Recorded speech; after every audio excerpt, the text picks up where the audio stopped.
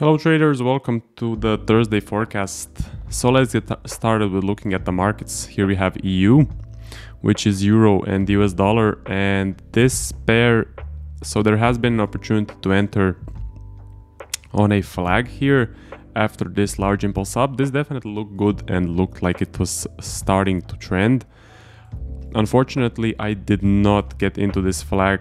It didn't fit my plan. Well, it's not unfortunate. I believe I would have been stopped out. Yeah, so it would have been a 1% loss. Right here would be the entry area. For me, we saw a clear momentum shift in this leg of the flag. So I did not want to enter. I just didn't want to enter this formation. We did see, as I said, a nice impulse up after a descending. So that was high probability to go to the upside. But just this momentum shift alone signaled to me that the momentum has switched to the downside and that I'm not happy taking any sort of a trade after this momentum shift. So I did stay out of this setup. It would have been a loss, so it is good that I did follow my plan. I am expecting this to move to the upside, but we can also just get a range. Oops. We can also just get a range between the low and the high. So because we got the momentum shift to the downside, we can get sort of this V reversal and then for the price just to range in this general area. So what I'm looking for, well, I'm looking for if this will continue to the upside and then we get a nice flag to the upside or a nice break and retest. Because as I said, on the overall, on the larger picture, we are seeing a clear descending structure and a nice reversal up with large momentum, some big candles to the upside. Definitely seeing if this will continue up, and then I'm looking to enter on a long trade. This can also give us an ascending to the upside like this. Then I would look for a reversal. Thursdays, Fridays, so today's Thursday, are usually high probability trading days, and I can be a bit more lenient with the setups. If we do decide to drop down and reverse, I will look to sell on some sort of a continuation pattern. But then the story would kind of change. We would no longer be in a descending going into a reversal to the upside, but it would kind of break the structure and shoot down. In that case, I would need to be a bit more careful, and I would need to see some large momentum. Let's switch to the euro and the Japanese yen. For this one, also a flag opportunity formed right about here. So there was a flag opportunity. I did not enter it, didn't fit my plan. We saw this very dirty, crappy price action before, but then it started to clean up. We got a nice impulse to the upside, some very good signal that the markets are starting to trend. And then we got a large wick. So I was expecting a larger range. I was looking for a flag at this point, but we did not get an entry bullish candle. So bullish candle is my entry candle. Instead, the entry candle was here. But by the time this candle formed, we already saw a clear momentum shift to the downside.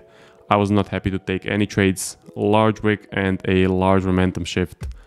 Big warning signs, and I'm just staying out when I see that sort of price action.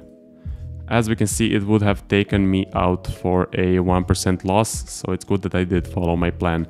We are now continuing to the upside.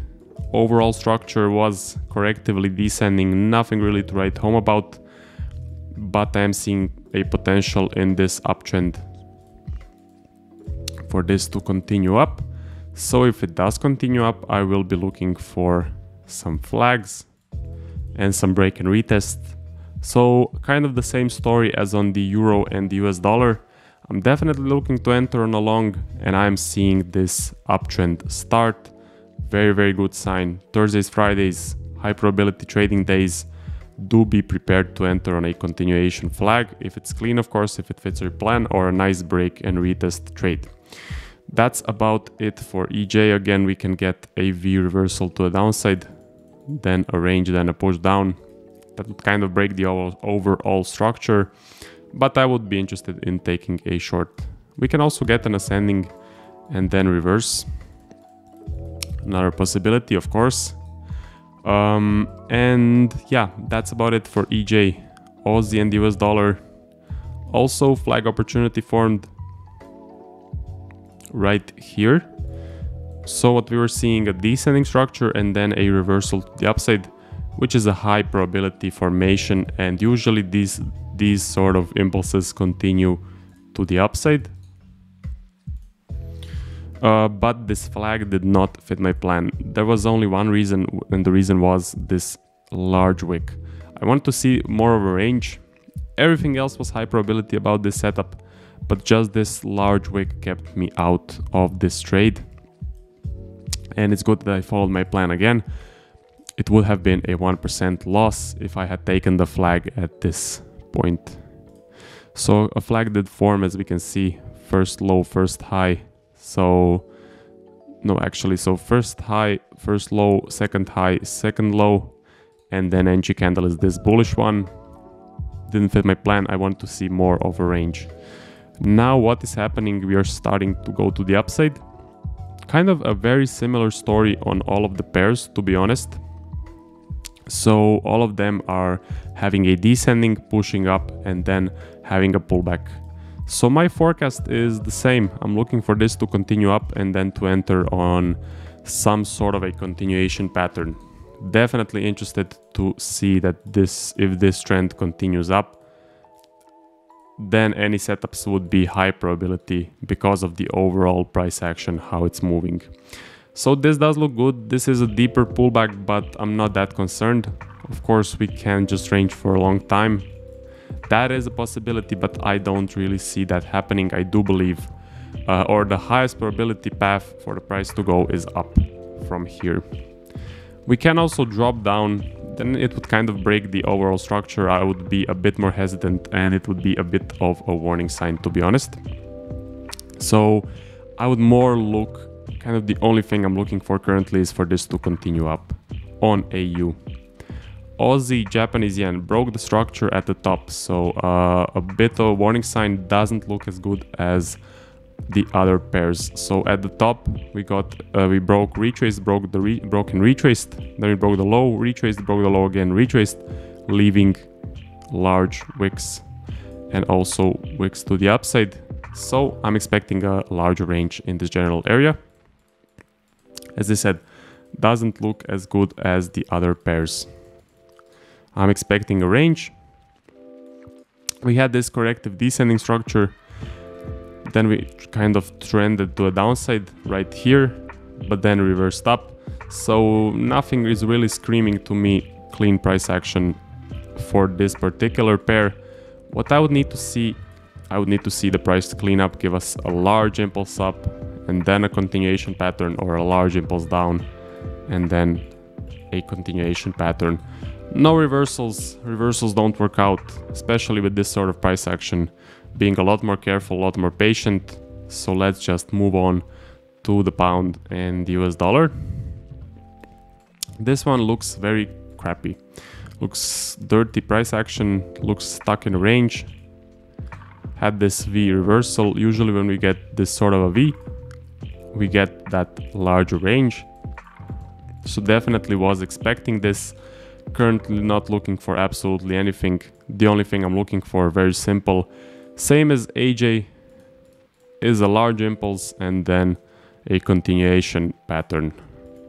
Same thing to downside, large impulse and a continuation pattern.